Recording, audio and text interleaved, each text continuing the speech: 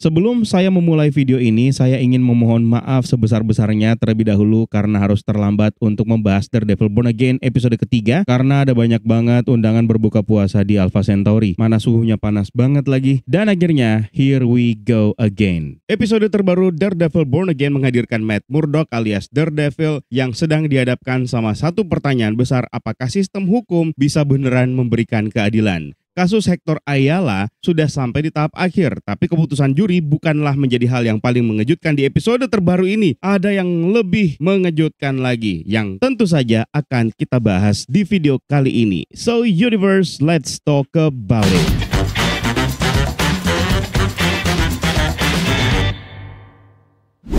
Seperti biasa, sebelum kita mulai, kita harus kasih spoiler warning terlebih dahulu buat kalian yang belum sempat menyaksikan episode terbaru dari serial yang satu ini. Silakan ditonton terlebih dahulu episode terbarunya, baru balik lagi nanti ke sini untuk menyimak pembahasannya.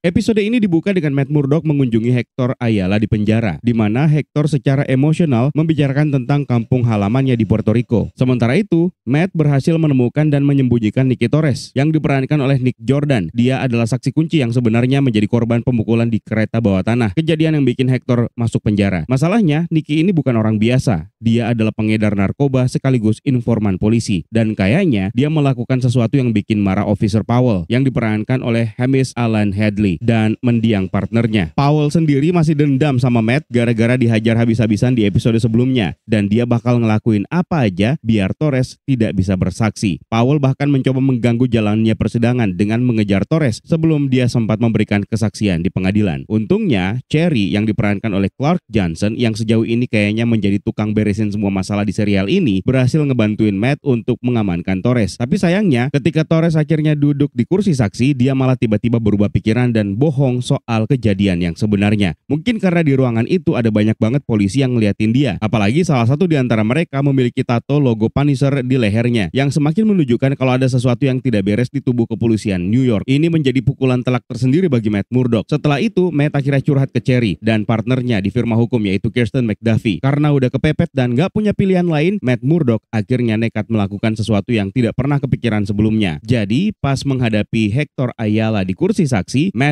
tiba-tiba ngebongkar kartu asnya. Dia ngeluarin topeng White Tiger di hadapan semua orang-orang yang ada di persidangan tersebut. Ini otomatis bikin identitas Hector Ayala sebagai vigilante langsung terungkap ke dunia. Gara-gara itu, Matt Murdock langsung kena semprot dari semua arah. Dan wajar aja sih sebenarnya, soalnya ini adalah langkah yang gila banget. Tapi menurut Matt, ini satu-satunya cara untuk membuat Hector Ayala bebas dari penjara. Meskipun artinya White Tiger gak bakal bisa berkeluyuran lagi di jalan untuk ngeberantas kejahatan. Tapi ternyata meskipun brutal, keputusan Matt ini ada benarnya juga. Dengan membeberkan fakta bahwa Hector Ayala adalah White Tiger, Matt bisa nge-highlight semua aksi heroiknya dalam memberantas kejahatan. Dia bahkan ngebawa beberapa laporan polisi yang menunjukkan dampak positif Ayala buat masyarakat kota New York. Dan salah satu dari laporan tersebut ditandatangani oleh Officer Morales.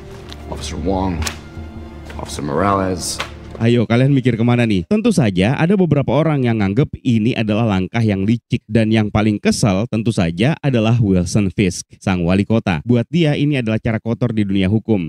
Hector Ayala akhirnya dinyatakan bebas dari semua tuduhan. Secara hukum, dia sekarang adalah orang yang merdeka. Meskipun sebelumnya dia adalah vigilante yang hampir dihukum sebagai pembunuh polisi. Tapi, ya namanya Wilson Fisk, dia tentu saja tidak bakal diam begitu saja. Di episode ini, dia memang tidak dapat banyak aksi, selain cuek sama anak buahnya. Tapi begitu dia tahu kalau seorang vigilante bisa bebas begitu saja, dia pun langsung ngamuk. Dia bahkan sampai nyuruh BBU Rich untuk menulis berita baru yang menunjukkan betapa kontroversialnya keputusan pengadilan tersebut. Tapi tenang, Fisk tidak perlu repot-repot memikirkan Ayala terlalu lama. Walaupun Matt Murdock udah ngasih saran untuk gak nekat kembali turun ke jalan, Hector Ayala ternyata tetap memilih untuk kembali memakai kostum White Tiger dan Leontinnya. Padahal dia udah tahu kalau identitasnya sudah bukan rahasia lagi. Momen ini seharusnya menjadi simbol kemenangan, di mana dia tetap teguh pada misinya untuk melindungi New York. Dan mungkin di dalam hatinya dia ngerasain bangga melakukan hal tersebut. Tapi tanpa ada peringatan sebelumnya, Hector Ayala langsung didor di kepala. Seketika mimpi seorang vigilante biasa hancur begitu saja, cuman gara-gara satu peluru yang datang tanpa disangka-sangka. Dan yang lebih mengejutkan lagi, ketika si pembunuh mendekat ke layar, kita bisa melihat ada logo The Punisher.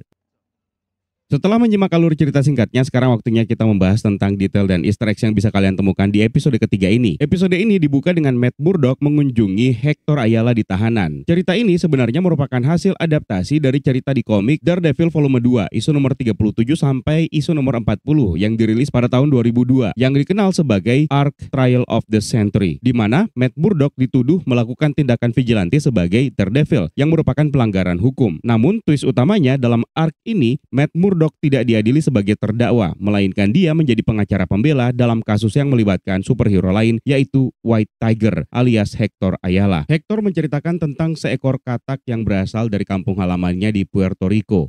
Luquillo is a beach near where I'm from in Puerto Rico. This little tree frog doesn't croak, it sings its name. Seekor katak kecil yang menjadi simbol budaya dan kebanggaan bagi penduduk Puerto Rico. Yang membuatnya unik adalah suaranya yang khas dengan menyebut namanya sendiri, yang digunakan untuk menarik perhatian betina dan menandai wilayah mereka.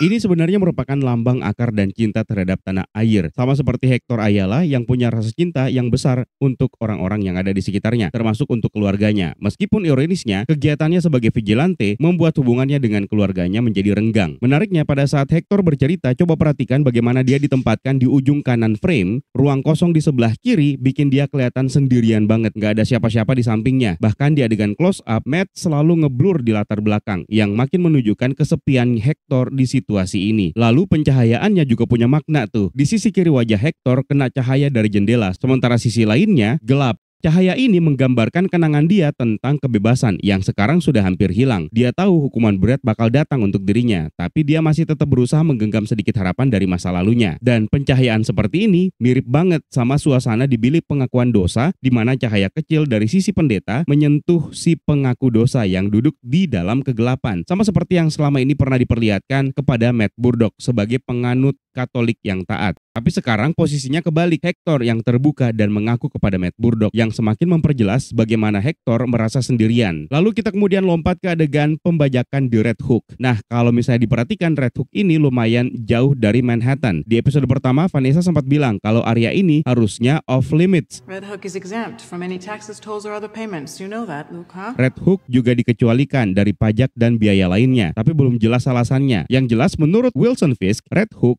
dipenuhi tikus alias orang-orang kelas bawah yang dibiarkan saling membunuh demi kekuasaan. But you wanted to be updated on anything happening near the Red Hook port? They're rats. Rats at the bottom of the barrel. Let them kill each other. Lalu kemudian kita pindah ke adegan sarapan antara Wilson Fisk dan Vanessa. Kalau diperhatikan, Wilson Fisk makan omelet, makanan favoritnya. Di season pertama, kita lihat dia bikin omelet dengan penuh perhatian dalam kesendiriannya. Dan akhirnya dia masakin omelet untuk Vanessa sebagai bentuk ekspresi cintanya dia. Tapi sekarang situasinya berbeda. Mereka sudah tidak lagi dekat. Omeletnya disiapkan orang lain yang menandakan bagaimana uang dan kekuasaan sudah mulai mengganggu hubungan mereka. Simbolisme ini juga kelihatan dari meja makan yang begitu panjang membentang di hadapan mereka. Lalu Vanessa menyebut soal lukisan yang akan dilelang, yaitu lukisan Three Studies of Lucian Freud, karya Francis Bacon. I hear Bacon's Freud triptych is coming up for auction again. The yellow one.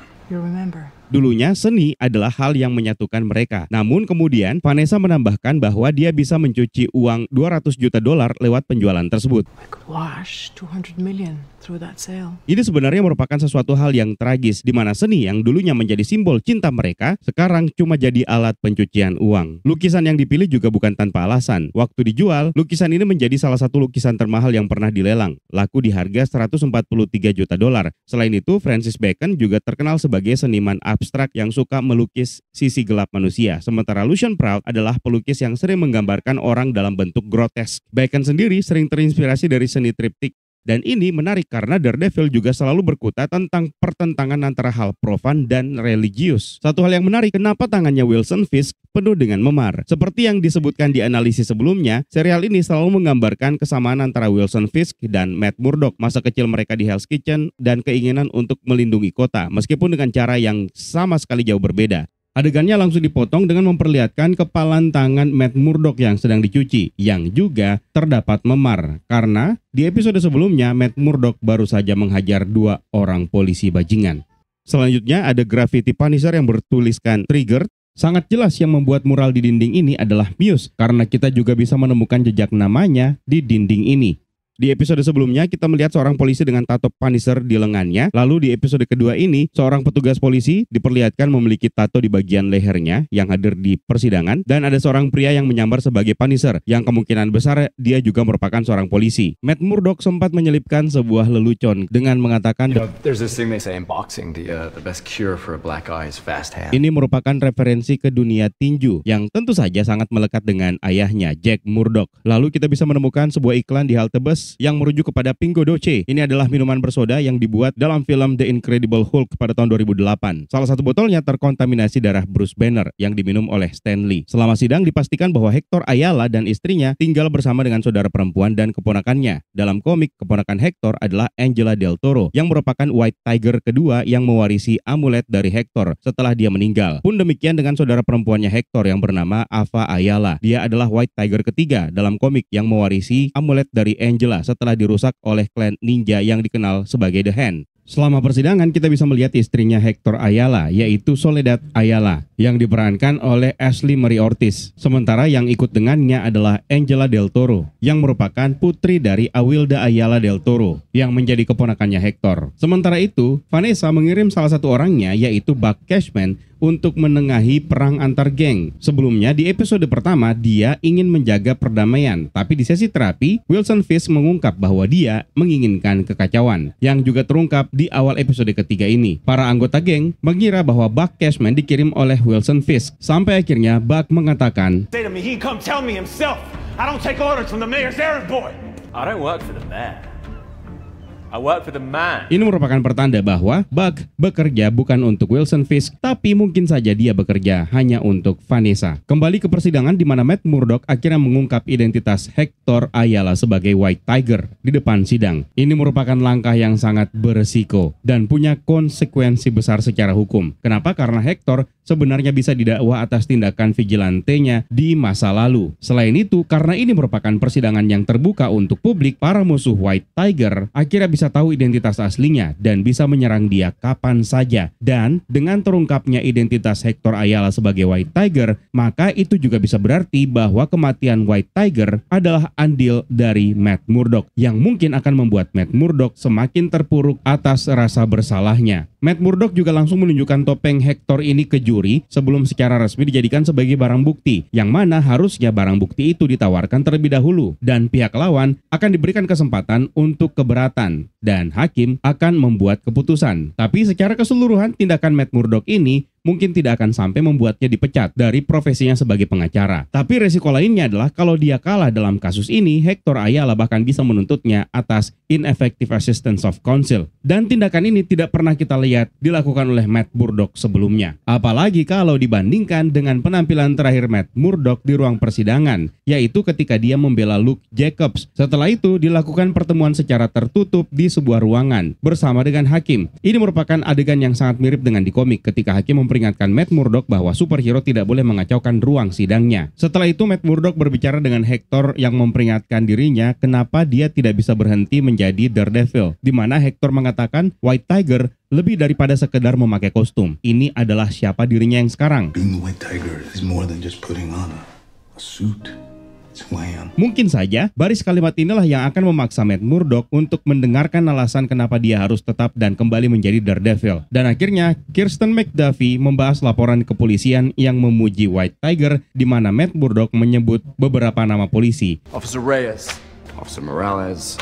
Reyes sendiri adalah salah satu karakter yang merupakan jaksa dari season kedua, tapi sepertinya ini hanya merupakan sebuah kebetulan. Sementara nama yang satunya lagi menjadi hangat diperbincangkan, yaitu Officer Morales, yang bisa saja merujuk kepada Jefferson Morales, yaitu ayahnya Miles Morales. Ditambah lagi, serial Daredevil Born Again banyak sekali menyelipkan beberapa Easter eggs halus untuk Spider-Man. Seperti yang kita tahu, eksistensi dari Miles Morales di MCU pertama kali di-tease melalui Spider-Man Homecoming. I don't want those weapons in this neighborhood. I got a nephew who live here. Dan ayahnya Miles Morales memang merupakan seorang petugas polisi. Meskipun tetap kita juga harus mempertimbangkan bahwa nama-nama tersebut sebenarnya adalah nama-nama yang umum digunakan. Jadi bisa saja merujuk kepada orang yang berbeda. Setelah itu, Hochberg mengatakan, Why is he hiding?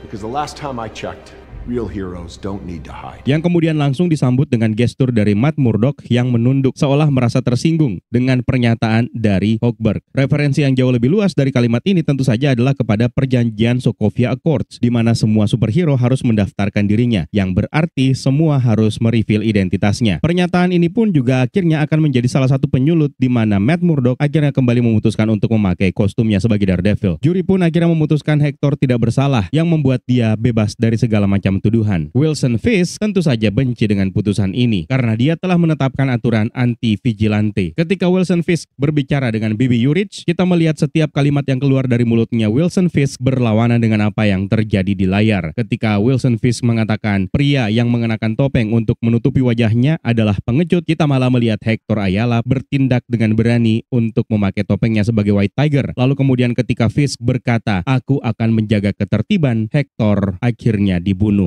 Ini pun menyisakan sebuah misteri, siapa yang membunuh Hector Ayala. Di komik ada Joe Garrison yang merupakan mantan agen S.H.I.E.L.D. yang mengambil alih peran The Punisher setelah Frank Castle menghilang. Di episode pertama sampai ketiga ini, Frank Castle tidak diketahui keberadaannya. Hal ini juga mengisyaratkan bahwa polisi sudah mulai mengidolakan Frank Castle. Namun sepertinya Wilson Fisk yang memerintahkan pembunuhan ini. Masih ada satu karakter yang belum terungkap yang akan diperankan oleh Jeremy Earl yang pernah kita bahas di episode sebelumnya, di mana dia akan memerankan karakter Cole North. Dia merupakan seorang polisi anti-vigilante yang mengidolakan The Punisher. Jadi kemungkinan besar dialah yang menerima pekerjaan untuk membunuh White Tiger. Cole North juga merupakan seorang detektif dari komik yang membenci para vigilante, terutama Daredevil dan The Punisher. Ketika Wilson Fisk menjadi wali kota dalam komik, dia diperintahkan untuk mengalahkan Spider-Man. Karakter ini pertama kali diperkenalkan dalam komik Daredevil volume 6 isu nomor 1 yang dirilis pada tahun 2019. Pada saat episode ketiga ini selesai, kita tidak mendengarkan musik apa-apa, yang terdengar hanya suara kodok Kokui, seperti yang diceritakan oleh Hector Ayala. Kematian ini menjadi lebih tragis karena aktor yang memerankan karakter Hector Ayala, yaitu Kamar de los Reyes, juga meninggal karena kanker 2 tahun yang lalu. Itu dia sejumlah detail yang bisa kalian temukan di episode ketiga Daredevil Born Again. Kalau ada detail lain yang tidak kita bahas di video kali ini, jangan sungkan tambahkan di kolom komentar di bawah ya, Universe. Terima kasih atas waktunya. It's time for me to sign out. My name is Eka. Stay safe and until next time.